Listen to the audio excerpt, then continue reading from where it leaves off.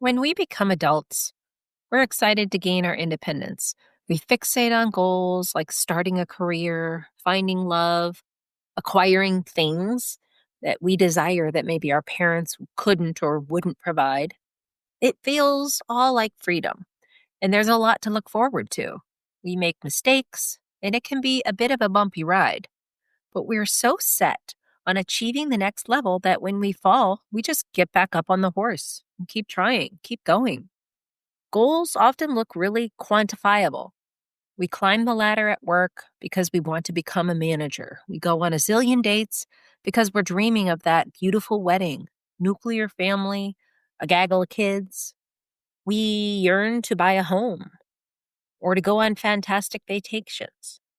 We live off all these highs, these accomplishments for years. We feel successful. We start to check off the boxes. We have something to aspire to, and that keeps us going. But what happens when the shine wears off? When we start checking the boxes of all the things we think we want and we think we should do? What happens when we realize we're not so sure if we wanted those things in the first place? Many of us are left feeling hollow, bored, disillusioned with life. We start to feel bogged down by the monotony of regular work, parenting, doing all the home admin, and wonder, is this all there is? What is the point? If you are looking for a change to make your life more meaningful or just feel that youthful shine again, this episode is for you. Women get to a point in life where we just don't care. We've been through the BS. We're burnt out and done playing by the rules. Midlife is our time. We're fearless, confident, and ready to blow it all up for more. We are female and dangerous. I'm Jamesyn, your host and certified coach at theboldlife.coach. Let's do the work. So many of us choose jobs or careers for reasons other than passion. We just fall into them. They are second, third, or even last options chosen because of other circumstances in our lives. You really wanted to be a psychiatrist, but felt like, oh, that requires too much schooling. So you became a teacher and realized that at the end of the day, you spent that much time in school anyway. So why didn't you just go after what you wanted? Did you not believe in yourself? Or maybe did others dissuade you from following your dreams? Maybe you wanted to be an actress or a musician, but your family constantly reminded you that those careers wouldn't make you any money. You would have to be crazy to throw your life away on a fantasy, right? Or you joined the family business because it was expected of you to help out. That's just what people did. Maybe you just fell into a series of jobs because you didn't see any options beyond paying the bills and putting food on the table. There wasn't any time, or there wasn't the luxury of making dreams come true at all for you. Maybe nobody told you about college financial aid as an option, or you just couldn't see a way to move beyond the circumstances of your life. There are so many variations of these stories that we share. Explanations, excuses, reasons from our youth that do make a lot of sense and did definitely at the time. But today we know we have choices, we have options, we have a lot of power, and we can redesign our lives and become anything we want as long as we have the drive and some resourcefulness. In addition to coaching, I work in the tech industry. So I'm a people leader. I focus on educational strategy and creating innovative learning solutions. So what does that mean? I design training for professionals, for sales reps, and I do it in a whole bunch of really cool ways. Simulation, virtual reality, as well as video and e-learning. I certainly ended up in an interesting niche, but I didn't set out with this career as an end goal. In fact, I wouldn't have been able to do so because one, I didn't know it existed, and two, if I had, I wouldn't have imagined it for myself. I didn't exactly fall into it either, though. As I built a career in education, I started to get an awareness of what specifically I enjoyed doing in each role that I had, and decided to niche down from there, with the goal of becoming more of an expert getting better promotions, and I learned to love the industry where I ended up. I have a good sense of who I am as an individual and where I find meaning in life. I always think of myself as a teacher and learner. I can remember being 6 or 7 years old playing school by myself at home. There were no students, of course, but I had somehow acquired all of these old school books and enjoyed pretending that I was out there in the workforce. I'd sit at my desk and, I don't know, correct papers or something like that. From early on, it became clear that I wanted to help people and that I really enjoyed the preparation, getting everything into place just so. As a teacher, I enjoyed creating learning experiences, particularly in areas I'm passionate about: social justice, critical thinking, personal growth, and I've always been naturally drawn to writing as a form of self expression. I like to work and connect with people on a one on one basis, and I've always loved kids. It's no surprise that these personal interests and core values have been interwoven throughout my career as a teacher, instructional designer, leader, and coach. What are you passionate about as an individual? What really lights you up? And how much of that do you get to do in your work life? I hope that you get to do some of those things. In order to figure out how you want to spend the next chapter of your life, you have to get to know who you are at the core and what you really enjoy doing, and also what you don't. I found fulfillment throughout my careers, but I've constantly been driven by an unknown force to always accomplish more, be more, get more, expand more. Why? I'm not sure. It's part of who I am. For so long, I had the goal of getting into leadership or management. I wanted to be seen as an expert. I wanted to lead people. Then it was attaining ownership over a pillar area at work. So I was really driven with that as a goal. Once I reached a level where I was content and had been striving and busting my ass for so long to prove myself, I finally decided it was time to just stay put for a while. I was really burned out from climbing the corporate ladder for so many years. Well, every year I focus on some core goals related to work: health and wellness, finances, relationships, and home. Usually there are one or two in each category, but then there's a big one as well. Well, that year, my goal was actually to have no goals for the year. I had been treating myself as a human doing rather than a human being for so long. This constant action of moving and shaking up the ladder was exhausting me. I was depleted and I didn't want to totally spin out. I wanted to stop and enjoy the world that I'd created for myself, to just rest and rejuvenate, to pause on this attainment track, which my life seemed to have become. I wanted to think about what was next. Sometimes we need to switch gears, take a break, recharge. It can't always be a time of growth. Sometimes it needs to be a time of rest.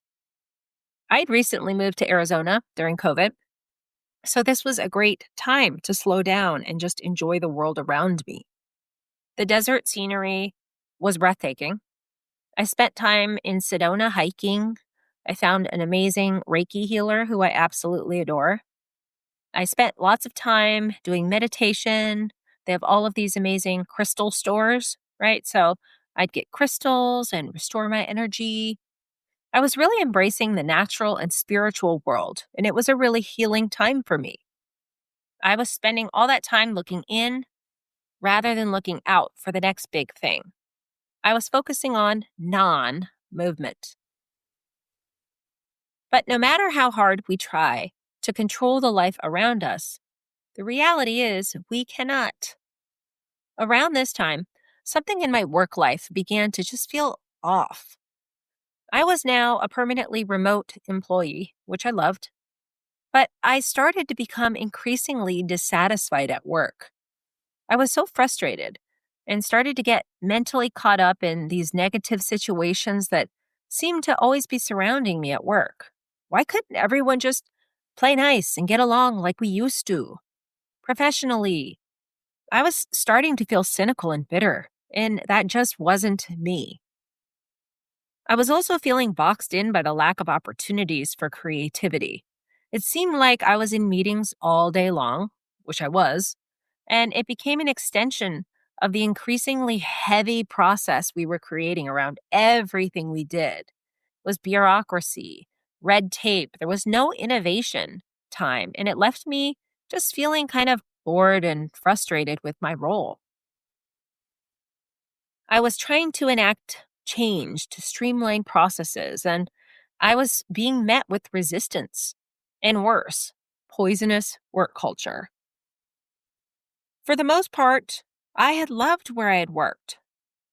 And it is my belief, though, that there is always 5% of the population that is nasty and poisonous.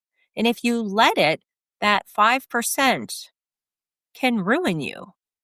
Or you can see the other 95% of the population in the positive and not let it ruin you. My surroundings were changing. I had achieved the role I worked so hard for, but the meaning in my work began to fall away.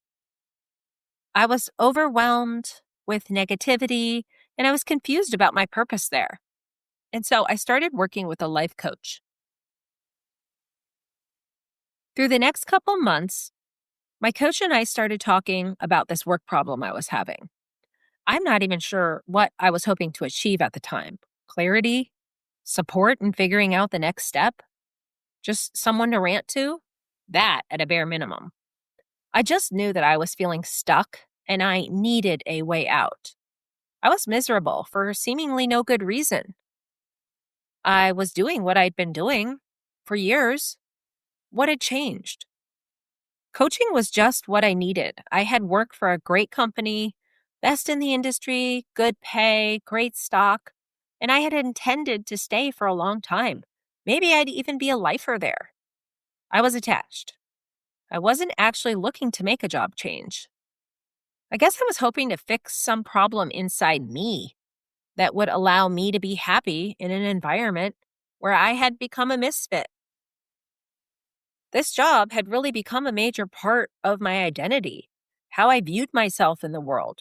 So who would I be if I quit? But no matter how hard we try to fit into a situation we wish would work, it's not possible. Life doesn't work that way. Often, either it is outside changes that affect us, internal changes that affect our happiness, or both. In a nutshell, life changes, circumstances change, and we change always. My life coach helped me unravel some of the core barriers keeping me stuck and confused. As is the norm in coaching, she didn't tell me what to do, but she helped me unravel my thoughts and feelings around work. And spoiler, I got into other areas of my life as well. She also helped me to find my own solution and a new happy path. Lo and behold, in just a few months, I had made a truly unexpected shift, a total life transition, really. So the short and sweet version is that I ended up applying for and got this role that better aligned with my core values and needs. It allowed for creative innovation, instructional design that I liked, positive culture, work environment, and there was opportunity for growth. So I said bye-bye to my old row and boom, crisis averted, problem solved. I was positive about the future and finding meaning in my work life again. It took me some time to disengage from the old identity I'd created for myself. And luckily, with the coach's help, I was able to move that along. I had come to terms with the idea that I no longer wanted to be that person at that company with those people on some level. In order to find the strength, the drive, the initiative to jump ship, I had to look at what the possibilities were for me in the future. Looking back now, I can see that the confusion, the personal turmoil, the angry, the anger, the frustration, those were all a natural part of going through an internal transition to break away from the old version of me. That internal change was what allowed me to get to the end and then a new beginning. If I hadn't started on that path looking like destruction, anger, irritation, unhappiness, I wouldn't have been able to make that intentional ending turn into a new beginning. I had to let that version of what I had planned for my life all go. To take a leap of faith, and it was a leap of faith. I had some things that I didn't want to lose in that old role. I took the leap of faith that there was the possibility of something even bigger and better for me on the other side. And I'm glad I did. Joseph Campbell said, "You must be willing to let go of the life you've planned so as to have the life that's waiting for you." The second act is our opportunity to redesign our lives, to align with what is most valuable to us now. The second act is an opportunity to find meaning and purpose in something new and different. Or maybe it is just a way to bring meaning and purpose to the place where we already are. We can make big shifts or small shifts. In work life, it may mean making a small shift, like finding a new role in the same field, to get back to a passion or core area that drives you. Or it may mean taking a bigger shift, a bold leap from corporate life to starting your own business. Or maybe your second act involves a little of both. What if you could make a shift to start something new in your life, something that lights you up, without having to leave behind your job or your family or your home? Positive change doesn't require you to do either or. You get to decide on the pace. You get to decide on the timing. So many of us are still living in the past. We defined success with the values and beliefs that previous generations instilled in us. That's the idea that we decide at one point when we're virtually children what we want to do as a job, seemingly for the rest of our lives. Like, oh, what do you want to be when you grow up? Well, I want to be this, and then I'm going to do that forever and ever and ever. We stick with it, damn it. We are supposed to get promoted up the ladder, retire on a pension with the same company, right? Like our grandfathers. But for the majority of us, that path to success no longer even exists. Not only can we not count on companies to be in business for that many years, we can't count on organizations to take care of us. Everything's changing so fast. When engaging with direct reports in professional development, I always remind them to think about their own needs and passions when driving their personal careers, as the rest of it is outside of their control. Technology changes so fast that many jobs and industries are becoming obsolete throughout our adult lifetimes. We have to adapt. We have to shift as the world shifts around us. Today, what it means to go to work has changed rapidly. Every year, a third of the workforce changes jobs. Younger generations expect to find even more meaning, more purpose, satisfaction in their work life. They want faster success. We now have so many options to be entrepreneurial. As global online businesses or social media influencers, we're not bound by the constraints of typical jobs, traditional office walls, or the limited options that we felt of our youth. A big reason that I started podcasting was to express myself. I wanted to share all of the passions and ideas that I have with a community, to build a group of women like me going through similar life events, those building careers and businesses, experiencing second act transitions, struggling with relationships or parenting, and exhausted by all of the responsibilities of life.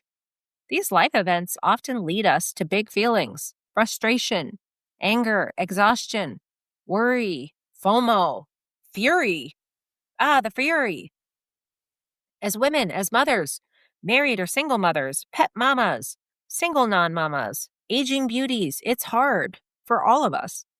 The more blessings we have, parenthood, a significant love relationship or marriage, pets, a big home, a business, a sweet car, the more complicated things seem to get. I became a life coach to help other women sort through the complexities of their lives, to redesign some aspect of their lives into a rebellious second act. We don't have to accept the life we've made for ourselves. We get to redesign our future selves and future lives at any point. Listen to that. Many women in their 40s are looking for an overhaul on some aspect of their lives: relationships, marriage, kids, pets, home ownership, finances, careers, superficial things. Check, check, check. But many of us are looking for a revamp in some of those areas to find more meaning, happiness, growth, or impact.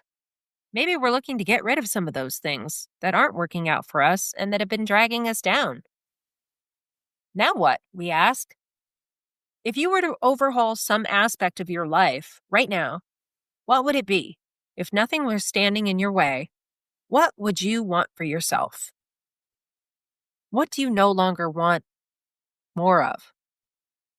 Once you're in that zone of feeling stuck, unhappy, frustrated with the state of things, it's difficult to figure out how to move beyond it, let alone to figure out how to end it and start a new beginning. You really have to get quiet.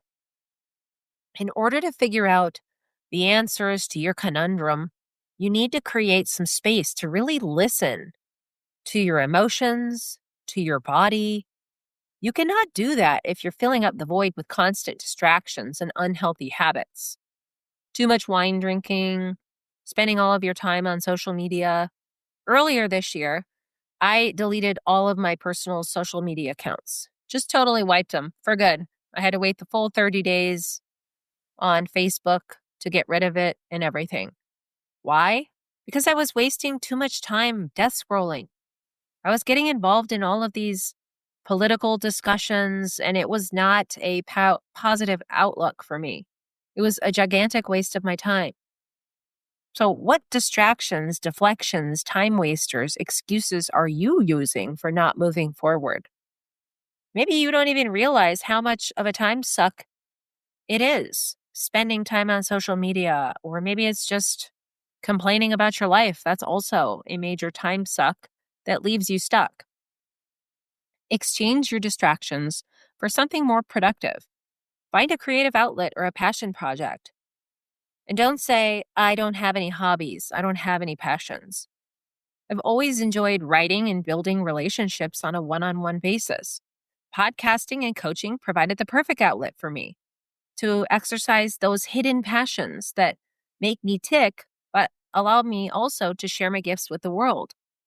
In opening up to the world, instead of just going inward, alone, isolated, distracting, you might find new communities that you didn't even know existed. We get so focused on living inside our heads. Well, there's a whole world out there who could give you support and benefit from your mutual desire for growth and change.